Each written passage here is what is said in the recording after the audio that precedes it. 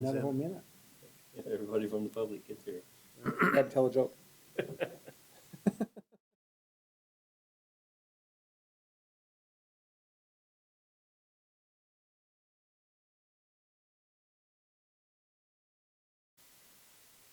of like when I went to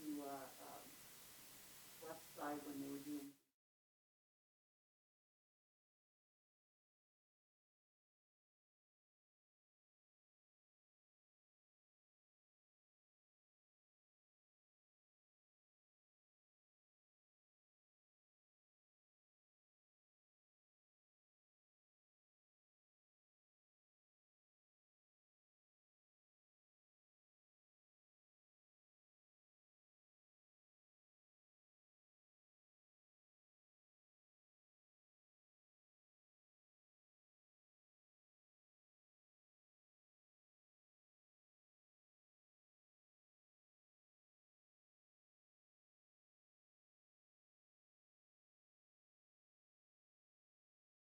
It is 6:01. I'd like to call the meeting to order. Our first item is our pledge. I pledge allegiance to the flag of the United States of America and to the republic for which it stands, one nation under God, indivisible, with liberty and justice for all.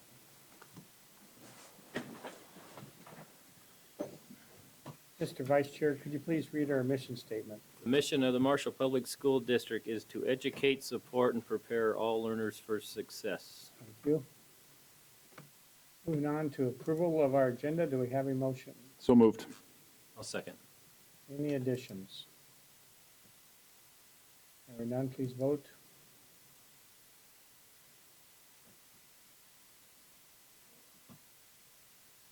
It is approved. Tiger Spotlight. Today, we get the opportunity to share with our community the dedication and commitment of our school board. The district is being recognized by the Minnesota School Board Association for the District Distinction Award. To receive this award, a majority of the school board members have completed their Presidential or Director's Award. This award speaks volumes to the amount of time our school board members put into training and learning a lot about the governance of the school board, of the public schools. Nice work, MPS School Board, and thank you all for your dedication. We would like to take time this evening to congratulate Aaron Ziemer and Sarah Runchie on receiving the Director's Award from MSBA. This award is given to those that complete 100 or more hours of school board training. Additionally, congratulations to Sarah Runchie for getting her certificate of training showing she has completed MSBA's phases 1, 2, 3, and 4 trainings. Congratulations, Aaron and Sarah, but also to all of our board members for continuing your education and learning more about educational governance. We do have some awards, certificates for you guys tonight, but congratulations to those two. Get your picture taken.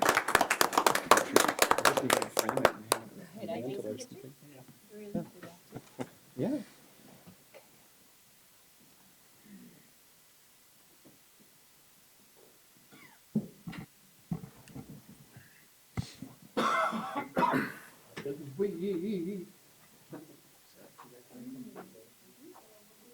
Maybe we'll do one with just the two of them and then everybody.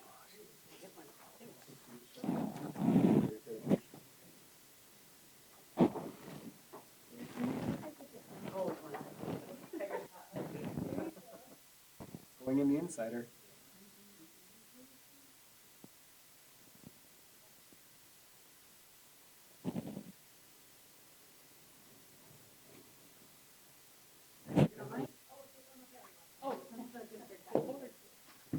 You're in this one too, Doc. Once it's all. Let's go.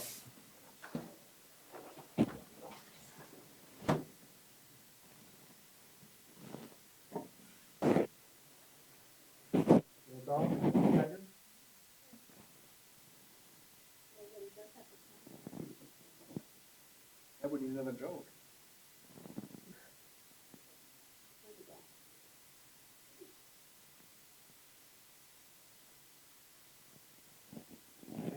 Thank you.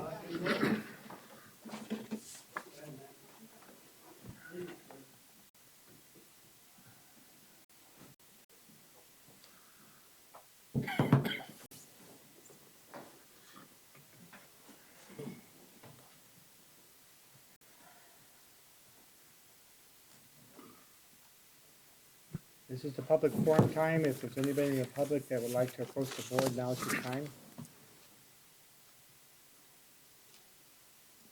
Moving on to our presentation, truth and taxation. Truth and taxation. Yay. Hear that? You got a cheer even, Deanne.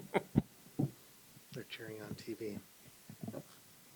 What better way to celebrate your recognition than truth and taxation presentation? I know you've all been waiting all year for this. Bill was just saying he was disappointed to see it's only 36 slides, so try to make it a little I long. am impressed that my school taxes went down. So maybe you can explain how we can Yours build did. a new school and our tax went down. We'll go through that. Okay. It's fun. It's honestly fun when we can show a slight increase and some decreases for the school district's part. So as you guys know, as everybody knows, each year we go through the state law, what the state law requires. That's to do the truth taxation public meeting before December 30th after 6 o'clock.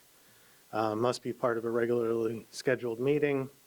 We'll adopt the final levy at the same meeting. We'll actually have you guys vote on it the next meeting, and then allow the public to comment.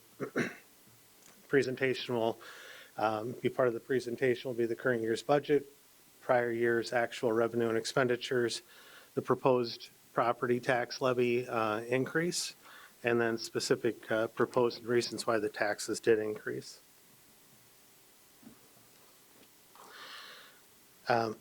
This year, this has gone through each year. We share with you our funding compared to the inflation. As you know, legislature approved a 2% increase last year, the fiscal year 2021, and then this year a 2.45 increase for fiscal year 21-22. We appreciate the 2.4% increase this year, but as you know, through our general education, revenue does not keep up with inflation. Current fiscal year 21-22, we would have had to have had another increase of an additional $571 just to keep up with inflation going back to 2002, 2003 per pupil. This slide just gives you a graphic to be able to see. This gives you the visual of the gap between the two. Even though that 2.45% increase in fiscal year 22, it doesn't, the gap doesn't close. And this graph actually goes out to fiscal year 23, which will be getting another 2% increase. And just a reminder that this graph and this, what we're talking about now, only is the comparison between the general fund allowance and the inflation. It doesn't take other things into account, like the compensatory that we're decreasing our funding. Just thought I'd throw this in. It kind of gives you another way to look at it of the comparison between inflation and the general fund allowance. This graph here we go through each year just so you can kind of get an idea. You're all well aware of our timing on everything, but this gives you an idea of how we go through the timeline with the levy. We're going to follow the orange lines as they go through. So from June through December, we work on the levy. We submit figures to MDE so the initial levy amounts can be calculated. Then the board approves the maximum levy, which you guys did in September. Between September and October, adjustments are done by the county, the district, and the state. In December, we do the truth and taxation presentation, and then the board hopefully certifies the levy. The next line down shows the levy certification we worked on 22-23 between January and June. The budget presentation is typically done in June, as well as the board approving the budget. And then from July 22 through June 23 in the fiscal year 23 school year, this is when the levy revenue that we're presenting tonight is actually recognized and received. The final orange line at the bottom is from July until November That's when we work on the audit for the 22-23 year, and then the cycle just keeps continuing and continuing.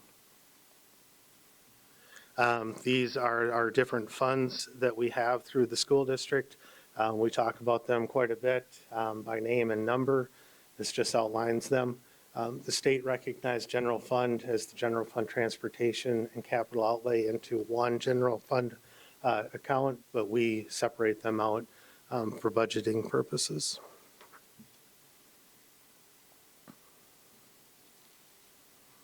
The next few slides are going to compare last year's 2021 actual audited numbers, 21-22 original budget.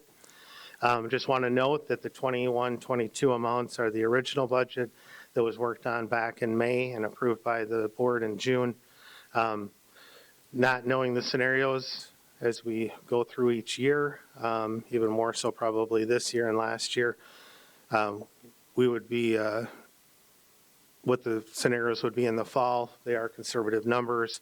We're currently working on the revised budget for this year, and we'll share that to the board when they're complete. This is the revenue comparison for 2021 actual numbers to the current year, 21-22 original budget. You can see a slight increase in revenue in the general ed. This is being conservative with our enrollment and the effects COVID has caused. 2021 food service was again being conservative, not knowing what the scenarios would be this fall, keeping in mind that our a la carte sales would fluctuate. Transportation shows a small decrease in revenue. Hopefully we can offset some of this with some of the COVID federal funds when we do our revised budget. Community services has a slight decrease, and capital outlay increases is mainly due to the increase in the LTFM revenue, and our debt service revenue remains level. The slide here gives a comparison to just a graph comparison to show you broken down. Majority of our revenue is through our general fund, which is about 73% of our revenue. This again just kind of gives you a comparison. Being a majority of our revenue goes through the general fund, we wanted to show this to, where the revenue sources come from. As you can see, 21-22, 79% of our revenue comes from state, where only 9% comes from our tax property. I think it's important to show.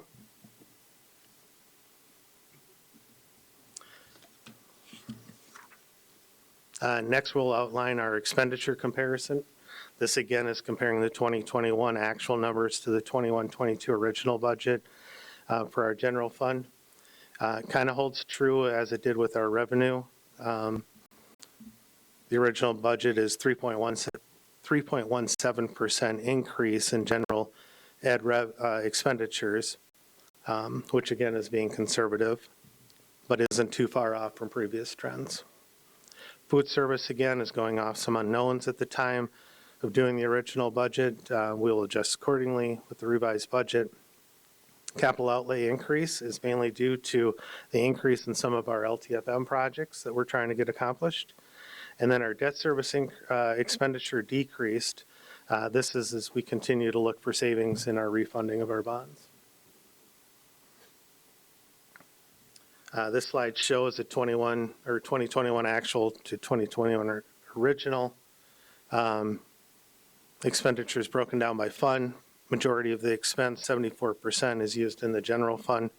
Again, percentages don't change or haven't changed much from year to year. This slide gives a breakdown of the general fund expenditures by object code or by program code. As we are in the business of teaching students, you can see almost half, 49.7%, goes to our regular instruction.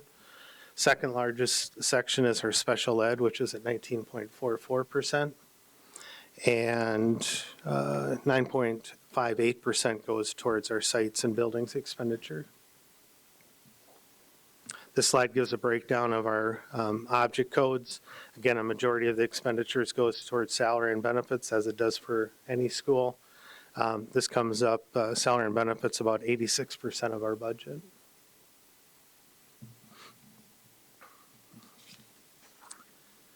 This is our budget publication. This is submitted to MDE. We have to post it by November 30th. This is posted to the public for viewing on our website and is also posted in the Independent. Just gives a comparison again of the 2021 actual to the 21-22 original budget.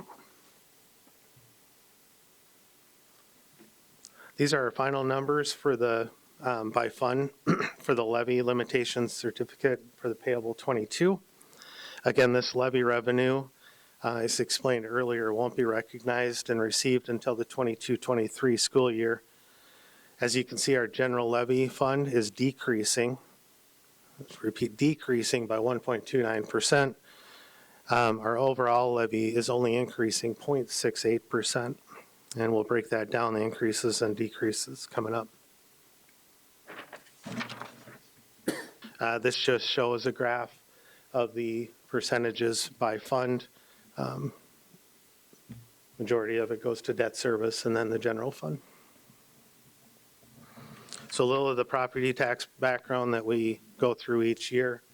Every owner of taxable property receives their property tax statements. Each taxing jurisdiction sets their own tax levy, often based on limits in state law.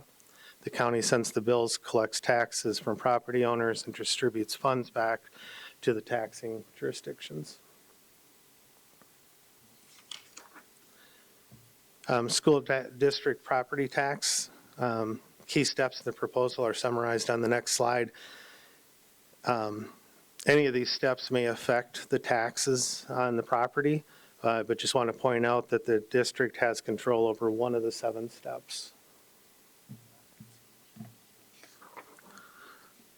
So this gives a little breakdown of the process. The city or county determines the estimated market value, and we'll talk about that a little more coming up. Then the legislature sets the formula for the tax capacity. Next, the county auditor calculates the tax capacity for each parcel of property. Then legislature sets the formula which determines the school district's levy limits. Step 5 is where Minnesota Department of Ed calculates detailed levy limits for each school district. Then the school board adopts the proposed levy in September, holds a public hearing, and adopts the final levy in December. Finally, the county auditor divides the final levy to determine this tax rates. Auditor multiplies these tax rates times each property tax capacity to determine the school's tax for that property.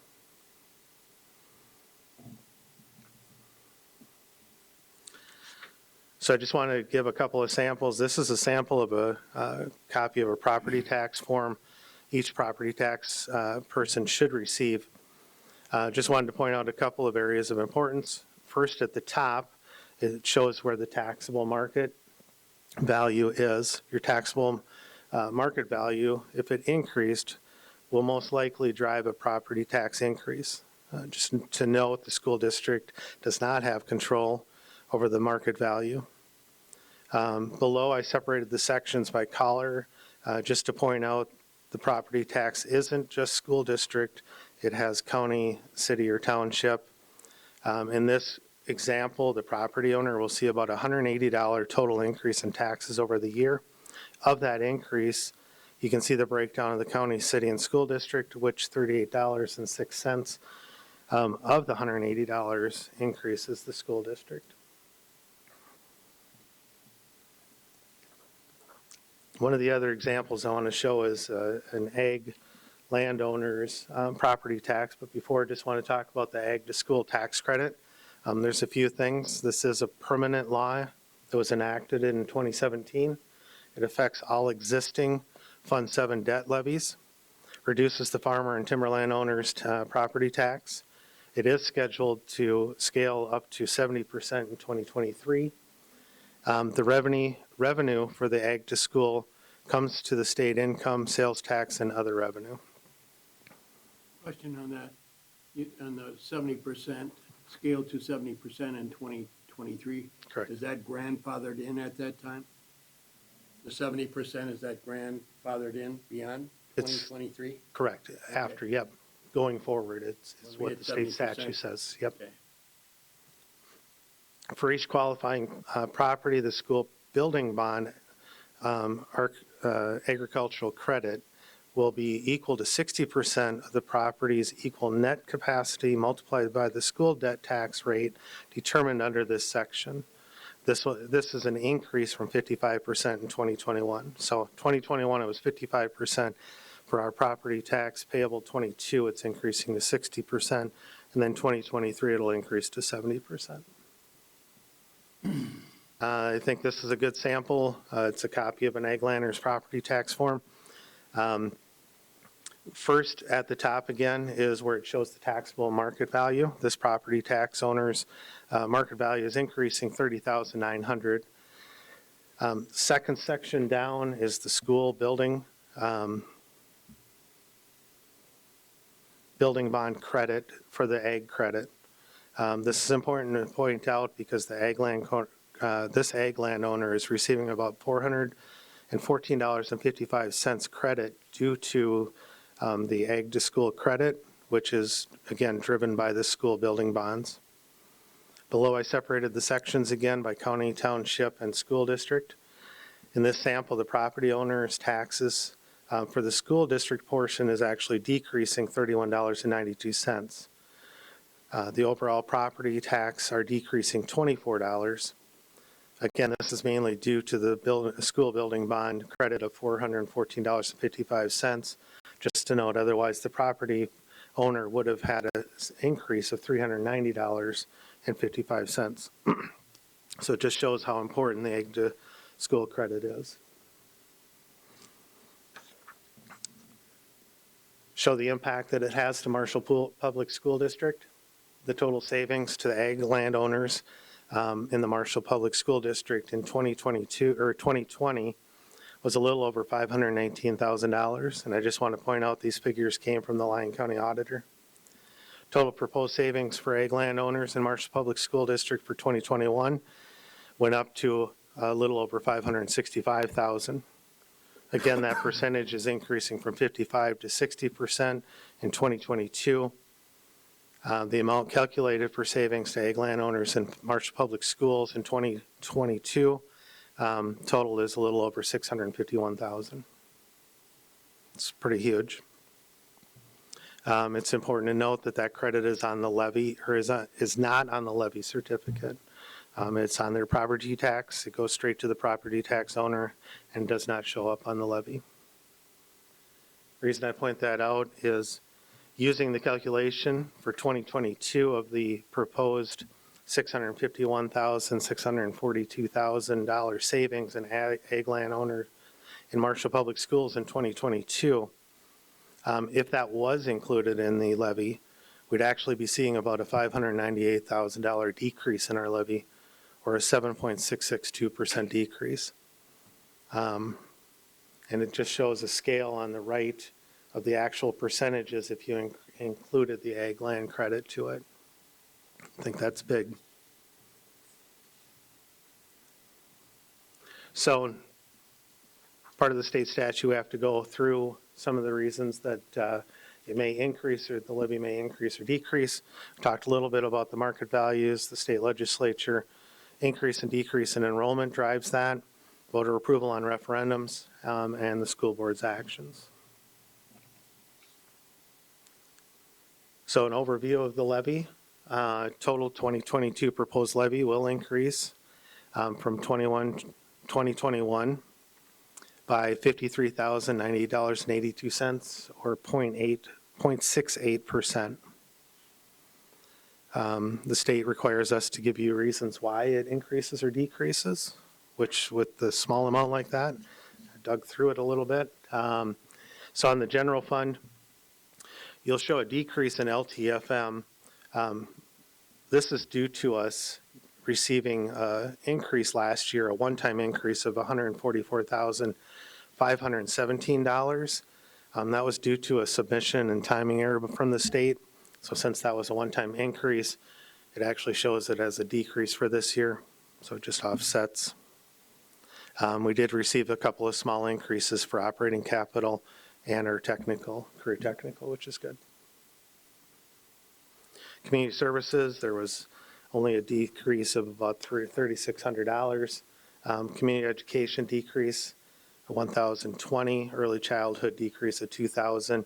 The revenue is based off of the 2020 population, and ECFE revenue is based off of the population of 5 years, under 5 years of age.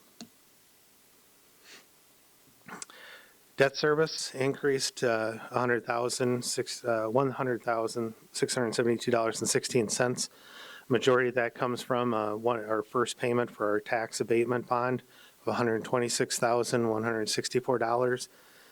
We had no previous payment for that, and then we had a small decrease in our for an abate adjustment. So this just summarizes the levy again of what is proposed to the board, and we'll give a timeline here of what we'll go through with that proposed tax levy.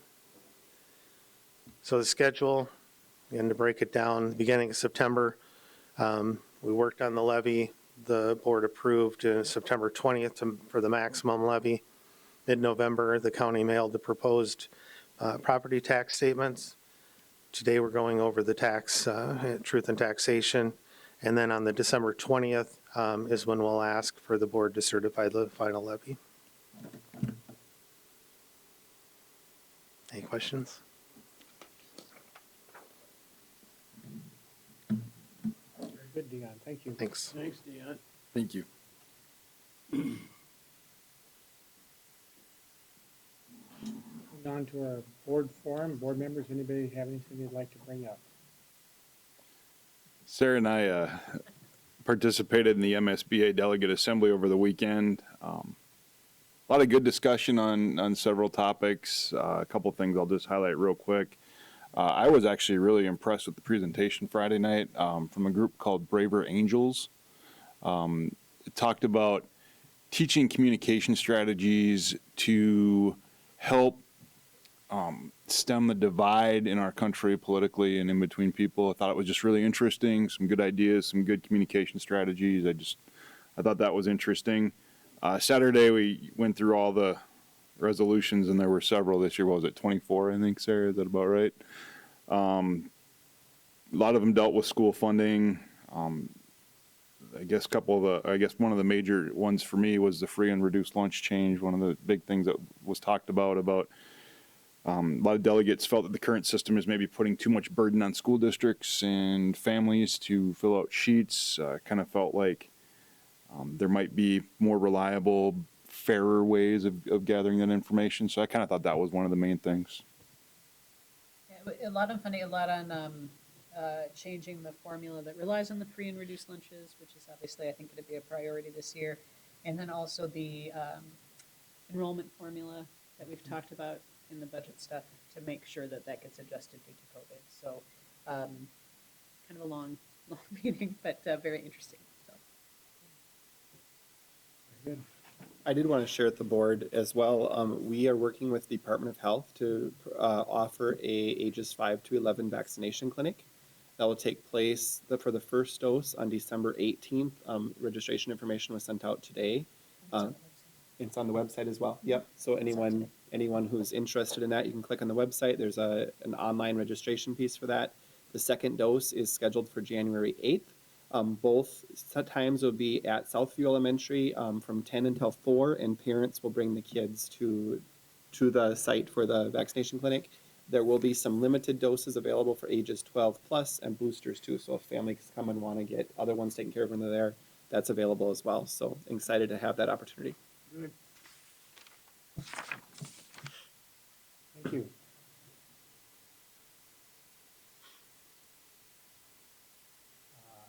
MREA Board of Directors ballot, everybody please fill it out. And then Tricia. This is our second reading of policies 506 and 513.2. One deal with student discipline. Did anybody have any questions or comments?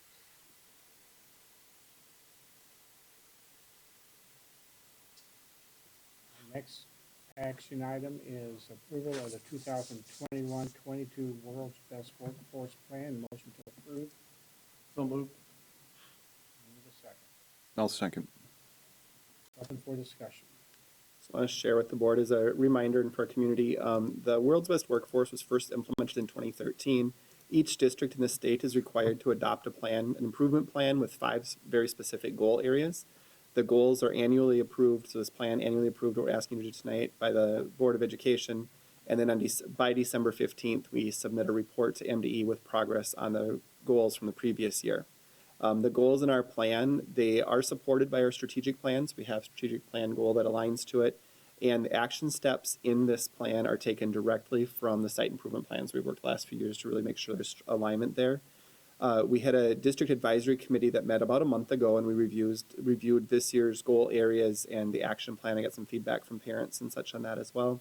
The goal areas are, the 5 areas are school readiness, so within early childhood, and again, that ties directly to our early childhood program.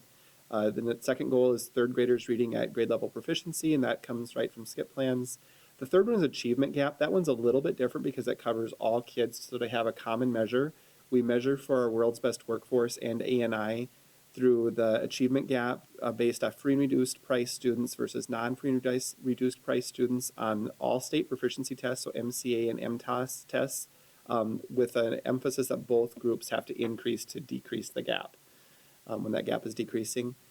New this year in the plan that we're asking you to approve is we've added an achievement gap goal for math. It looks like the reading one, looking at that gap between free and reduced and non-free and reduced priced students measured on MCAs, but looking at a math goal as well with action steps that tie back to the SCIPs again. And then the sites individually measure it off different ways, but the district-wide looks at MCAs for that one.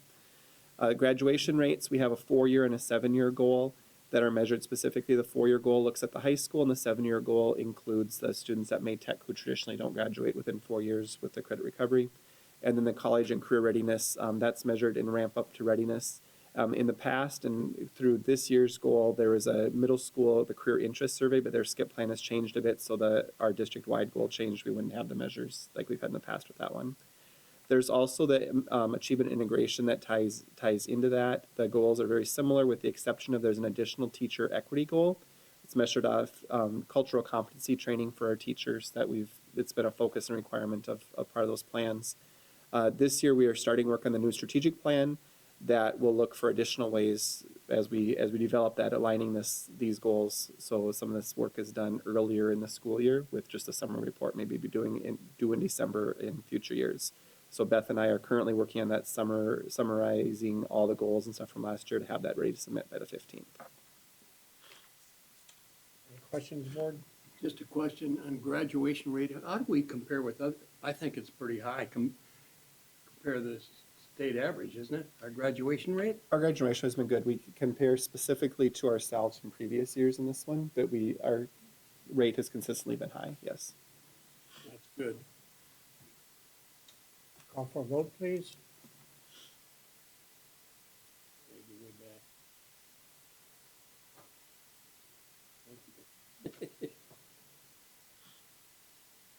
It's approved. Our next action item is approval to close the meeting. The next item on the agenda is a discussion on ongoing litigation. The open meeting law allows a meeting to be closed so that the board may receive advice from an attorney about outgoing litigation. The school district is authorized to close the meeting for these purposes pursuant of Minnesota statute section 13D.05 subdivision 2B pursuant to the law. I will entertain a motion that this meeting now be closed to discuss the Mary Kay Thomas versus Marshall Public Schools litigation. So moved. Second.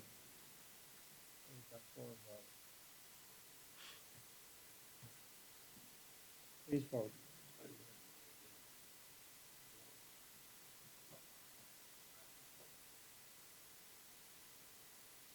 The meeting will now be closed.